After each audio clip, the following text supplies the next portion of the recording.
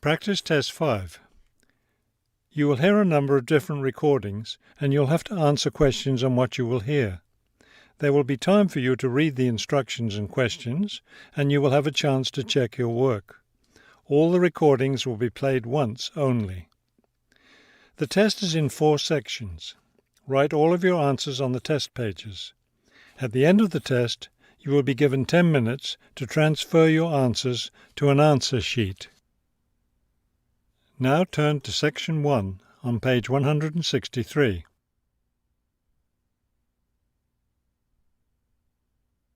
Section 1. You will hear a woman booking a bicycle tour over the phone. First, you have some time to look at questions 1 to 4 on page 163.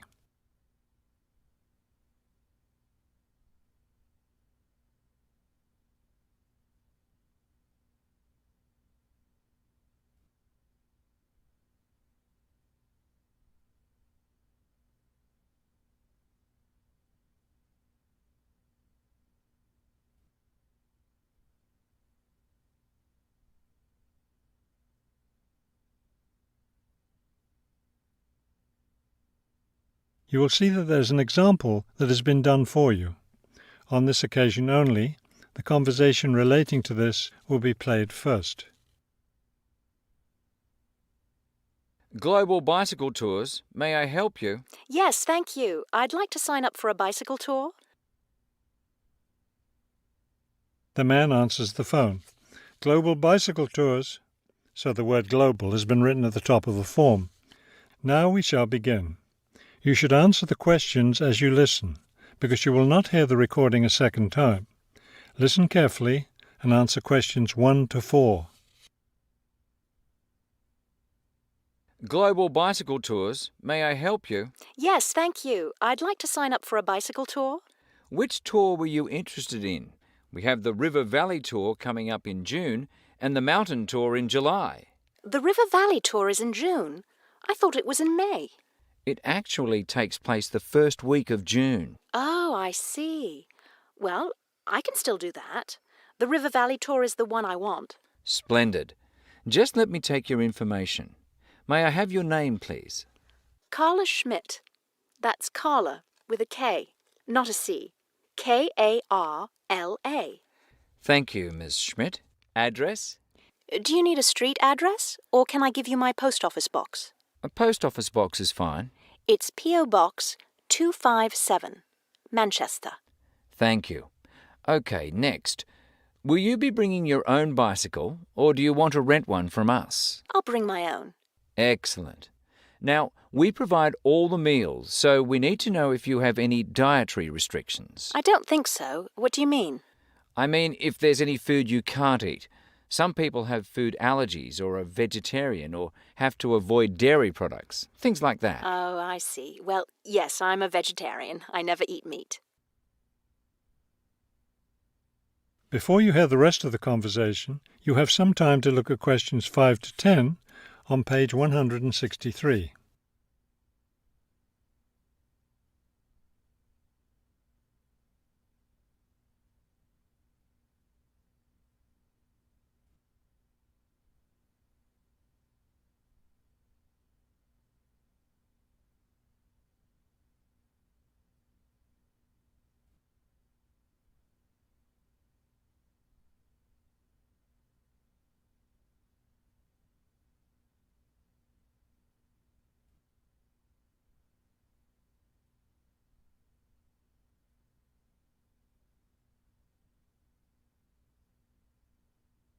Now listen and answer questions 5 to 10. All right, I'll make a note of that. Now, the total cost of the tour is $750. That much? The price includes everything. Food, hotel, transportation, everything. Everything? Yes, everything. The only other thing is you'll want to tip the tour guide. We usually recommend 5% of the total tour cost. A 5% tip. I guess that's reasonable. In order to reserve your space on the tour, I'll need a 30% deposit. Do you need that right away? We generally ask for the deposit at least 4 weeks before the tour begins. The River Valley tour begins let me see, 6 weeks from now. So you'll need to pay the deposit in 2 weeks. I think I can do that. I wonder if you could tell me something. How will our luggage be transported? Do we carry it on our bicycles? No, you leave that to us. We have a van that carries your luggage from hotel to hotel each day, so you don't have to worry about it. Great. I have a luggage rack for my bike, but I guess I won't have to bring that. No, you won't. But there are a few items we recommend that you bring. We can't control the weather, so you should bring a raincoat or rain gear. Yes, that's a good idea. And I should have my own spare tyre too, shouldn't I? Actually, you don't need that, as our guide always carries some. And of course, you won't need maps either, since our guide has the route all planned. What about a water bottle? I'll need that, won't I? Yes, you should definitely have a water bottle. A camera would be a good idea too, since that tour goes through some very scenic areas. I have a guidebook of that area. I wonder if I should bring it along. We don't recommend guidebooks. It would just be extra weight, and the tour guide knows a great deal about the area. Yes, I see. Is there anything else I need to know? I think we've covered the important points. I'll send you a tour brochure, and you can call again if you have any questions. Thank you very much. That is the end of section 1. You now have half a minute to check your answers.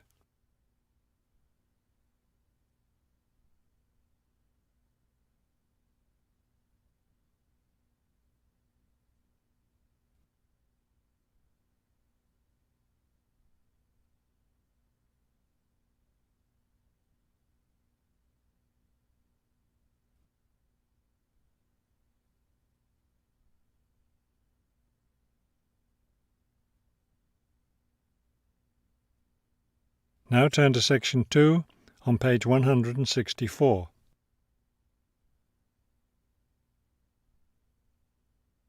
Section 2. You will hear a tour of a newly renovated health club. First, you have some time to look at questions 11 to 15 on page 164.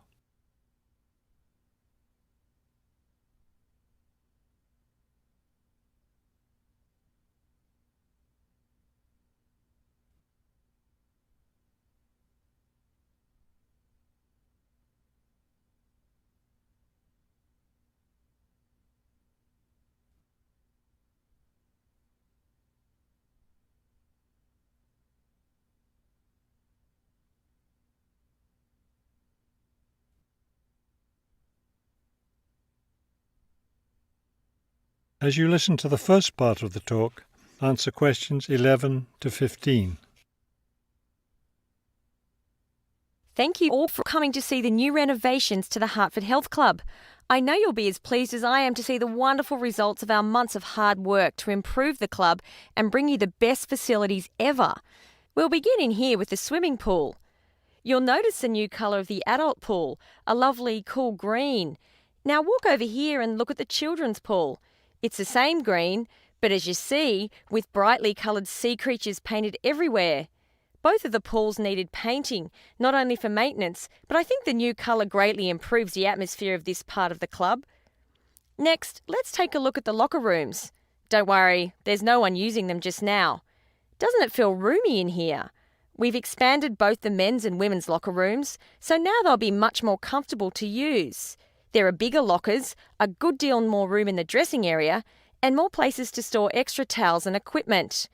Be careful as you walk through here. The floor's just been polished and may be a bit slippery. Let's go up to the exercise room next. Here, you'll notice a new floor. Walk on it. Doesn't that feel comfortable?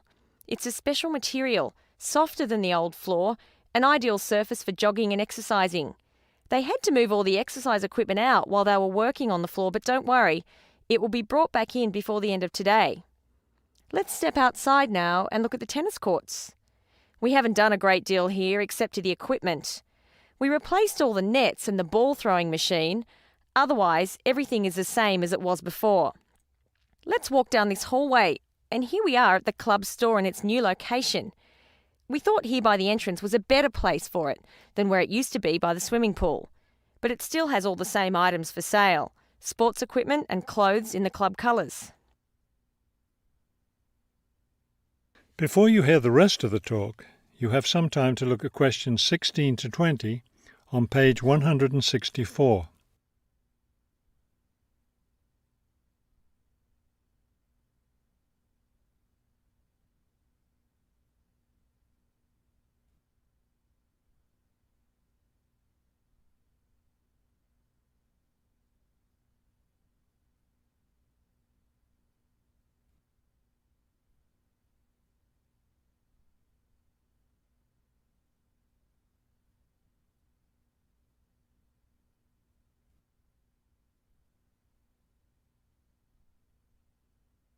Now listen and answer questions 16 to 20.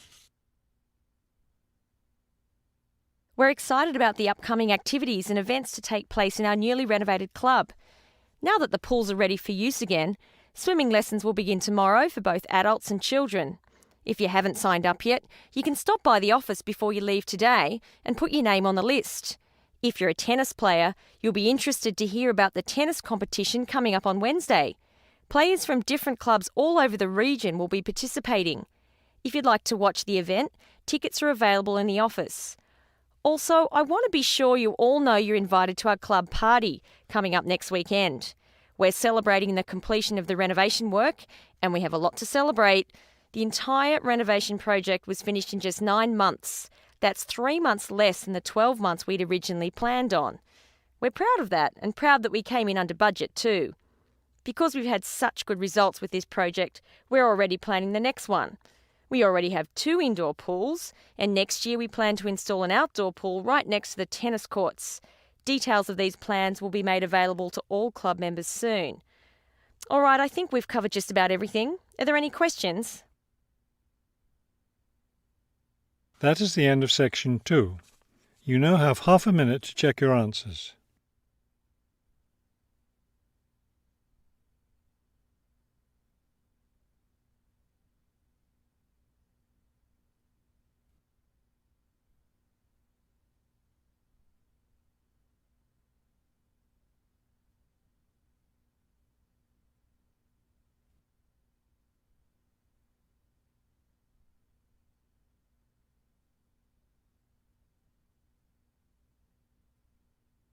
Now turn to section 3 on page 165.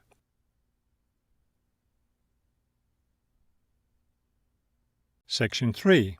You will hear a museum director talking to several student interns, explaining their internship duties at the museum. First, you have some time to look at questions 21 to 25 on page 165.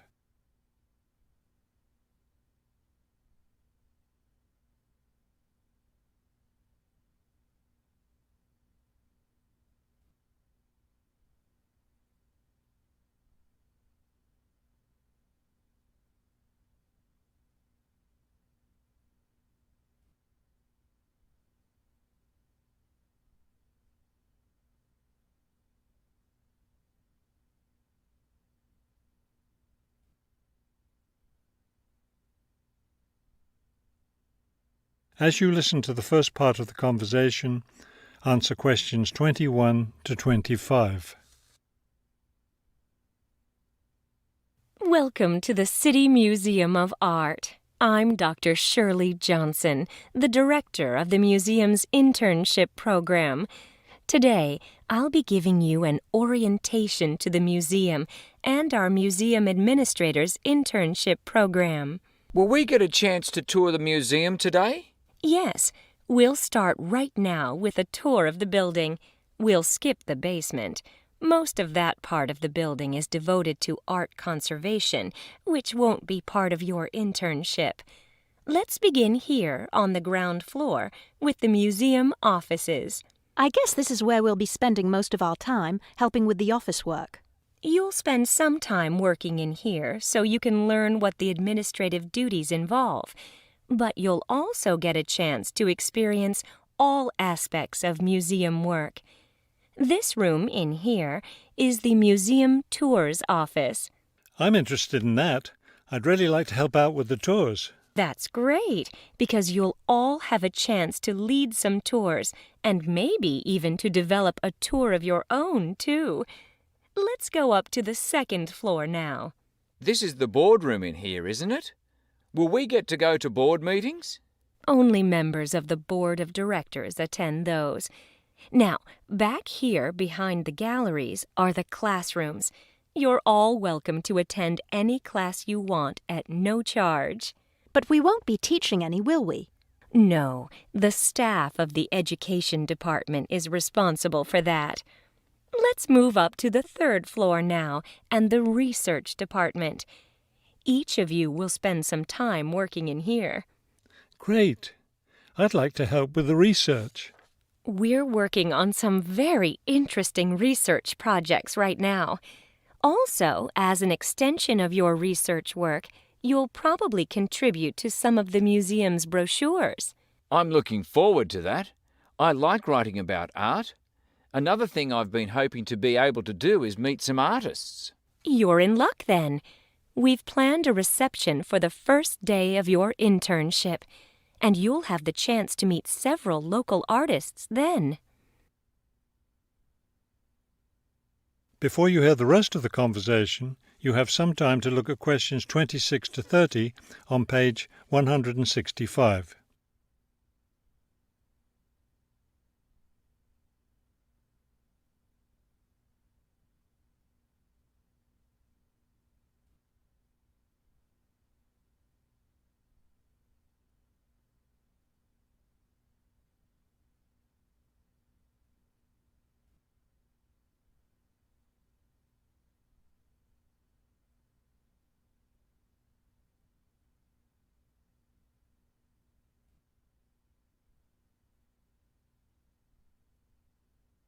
Now listen and answer questions 26 to 30.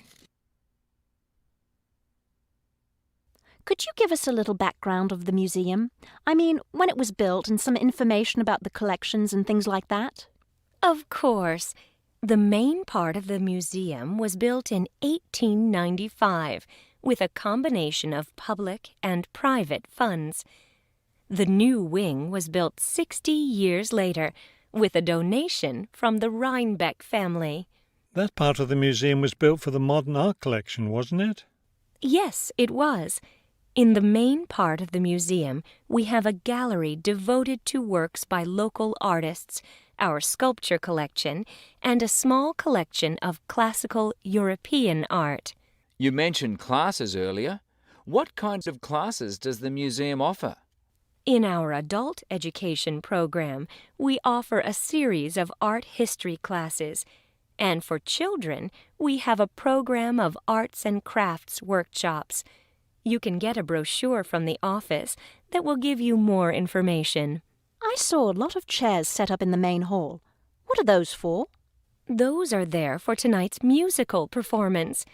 We offer a weekly concert series during the fall and winter, and of course, all of you are welcome to attend. Now, if there are no more questions, let's step into my office and I'll show you your schedules. That is the end of section 3. You now have half a minute to check your answers.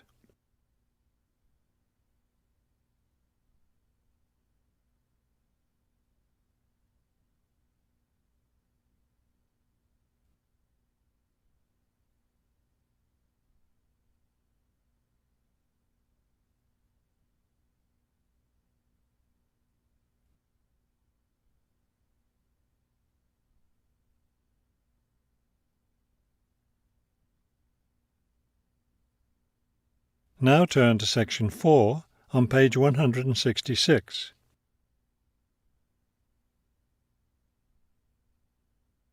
Section 4. You will hear a lecture about the history of the tomato.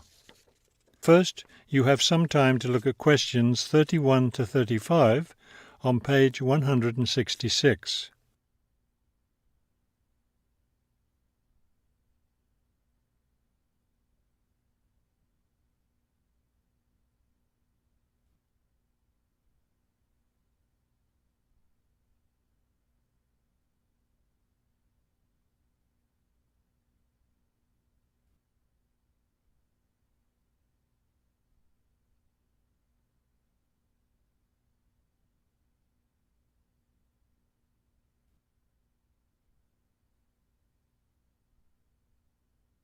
Now listen carefully and answer questions 31 to 35. The tomato is a popular vegetable, which figures in the cuisine of many countries around the world. It is particularly prominent in Italian cooking, but it was unknown in Europe until Spanish explorers brought it back from the Americas. The tomato originated in the highlands of Peru.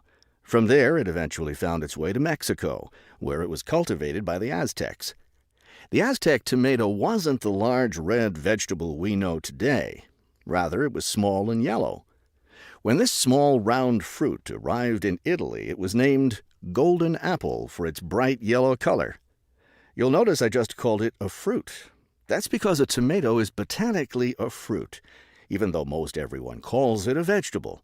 The actual word tomato comes from the Aztec name for the vegetable, meaning plump thing. The tomato arrived in Europe in the 1500s and quickly became a popular food in Spain and Italy. In the late 1600s, the Italians began publishing recipes that used tomatoes. The British, however, had a different attitude toward the vegetable. It was grown as an ornamental plant in Britain in the 1600s, but it wasn't eaten because it was thought to be poisonous.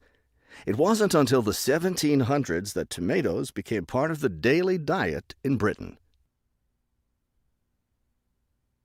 Before you hear the rest of the talk, you have some time to look at questions 36 to 40 on page 167.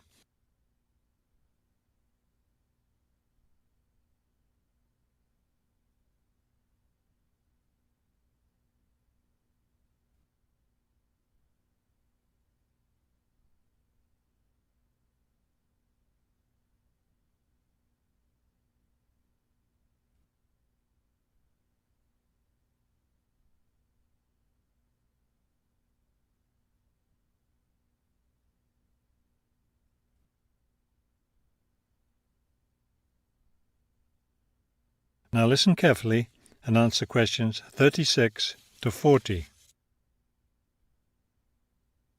In the United States, tomatoes were also used as ornamental plants rather than as food for a long time.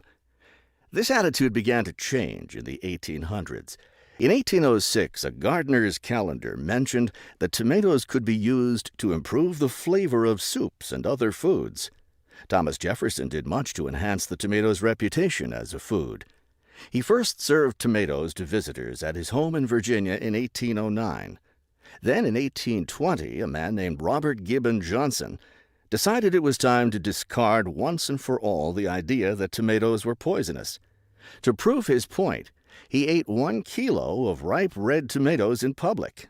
2,000 people gathered to watch this feat, which took place on the steps of the courthouse in Salem, Massachusetts. Amazingly enough, Johnson survived this stunt. The popularity of the tomato as a food began growing rapidly. Soon people all around the country were eating tomatoes. By the 1830s, American newspapers and magazines were publishing thousands of tomato recipes. However, all those recipes involved using tomatoes in some cooked form. Tomato salads and sandwiches were still unknown. It wasn't until a century later, in the 1930s, that it became popular for people to eat raw tomatoes. That is the end of section 4. You now have half a minute to check your answers.